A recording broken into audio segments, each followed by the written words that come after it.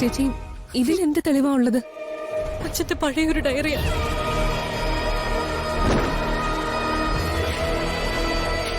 ഇതിൽ എന്താ ഉള്ളതെന്ന് എനിക്കറിയില്ല ദുർഗ. ഈ ഡയറി ഞാൻ ഇതുവരെ തുറന്നു നോക്കിയിട്ടില്ല. നമ്പർ ലോക്കിട്ട് വെച്ചിരിക്കുന്ന സ്ഥിതിക്ക് എന്തോ രഹസ്യങ്ങൾ ഇതിൽ സൂക്ഷിച്ചിട്ടുണ്ട്, അത് ഉറപ്പാണ്.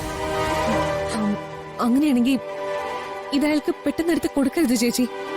നമുക്ക് വലുത് ഈ ഡയറിയോ ഇതിലെ രഹസ്യങ്ങളോ ഒന്നുമല്ല, ഞങ്ങളുടെ ധുനിമോളാ. അവളെ തിരിച്ചു കിട്ടാൻ ഇവിടെയുള്ള എന്താവശ്യപ്പെട്ടാലും അത് ഞങ്ങൾ കൊടുത്തിരിക്കും. എനിക്ക് എങ്ങനെയെങ്കിലും എന്റെ മോളെ തിരിച്ചു കിട്ടിയാൽ മതി. ചേച്ചി പൃഥ്വി എന്തായാലും അന്വേഷിച്ചു പോയിരിക്കല്ലേ. പൃഥ്വി തിരിച്ചു വരുന്നവരെ നമുക്ക് തൽക്കാലം എന്തെങ്കിലും പറഞ്ഞു നിൽക്കാം. അയാളിൽ നിന്ന് മോളെ രക്ഷിക്കാൻ നമുക്ക് കുറച്ച് സമയം കിട്ടിയേ പറ്റൂ.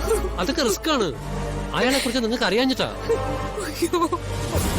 മേനോന്റെ പേര് കേട്ടാ പോലീസുകാര് പോലും ഭയന്ന് മാറി നിൽക്കും. ഡയറി കൊടുക്കാന്ന് പൂർണിമ പറഞ്ഞ സ്ഥിതിക്ക് നമ്മുടെ മുമ്പിൽ വേറെ വഴിയൊന്നുമില്ല.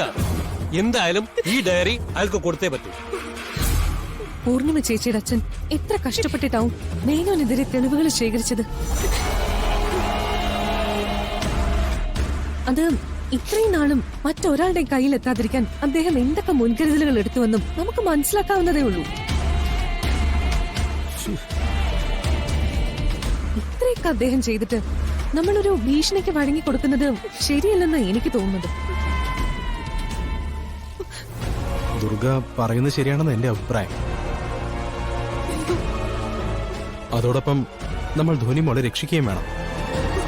രണ്ടും കൂടി സംഭവിക്കാൻ എന്താ വഴിയെന്ന് നമുക്ക് ആലോചിക്കാം. അതെങ്ങനെ? അത് എന്തായാലും പൃഥ്വി ഒന്നിങ്ങോട്ട് വരട്ടെ, വന്നിട്ട് നമുക്ക് എന്താന്ന് വെച്ചാൽ ആലോചിക്കാം. ആ അതാ നല്ലത് ചേച്ചി. കിരൺ ഒന്ന് വന്നേ, ഞങ്ങളിപ്പോ വരാം.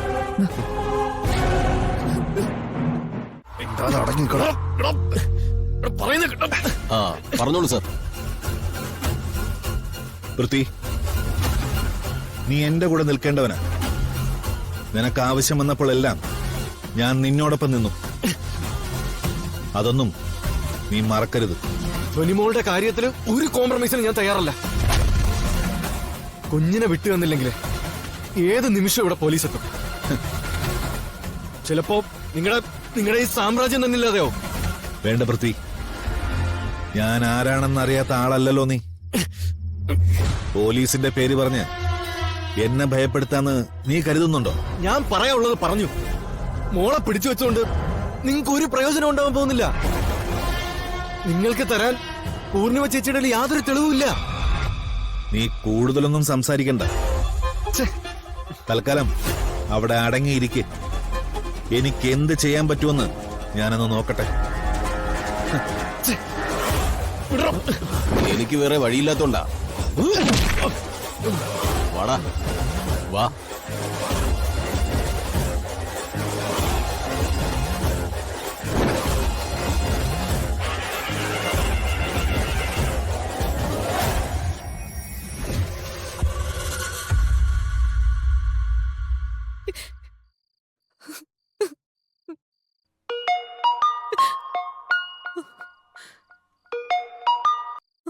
ഹലോ, ഞാൻ ആവശ്യപ്പെട്ട എവിഡൻസ് നിങ്ങൾ റെഡിയാക്കിയോ? നിങ്ങൾ കരുതുന്ന പോലെ ഇത് നിങ്ങൾക്കെതിരെയുള്ള എവിഡൻസ് ആണെന്ന് തോന്നുന്നില്ല. അച്ഛന്റെ ഒരു ഡയറി മാത്രം എന്റെ കയ്യിലുള്ളത്.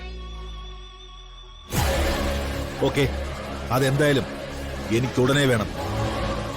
വരേണ്ട സ്ഥലവും സമയവും ഞാൻ അറിയിക്കാം. ആ ശരി. എന്റെ മോളെവിടെ? എനിക്കൊന്ന് സംസാരിക്കണം. തെളിവ് തന്നതിന് ശേഷം മോളെ അങ്ങ് തിരിച്ചു തന്നേക്കാം.